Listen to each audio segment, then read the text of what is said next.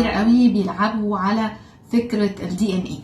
احنا شفنا كليوباترا الفترة الأخيرة وطالعة على نتفليكس في صورة سيدة سمراء محدودة الجمال.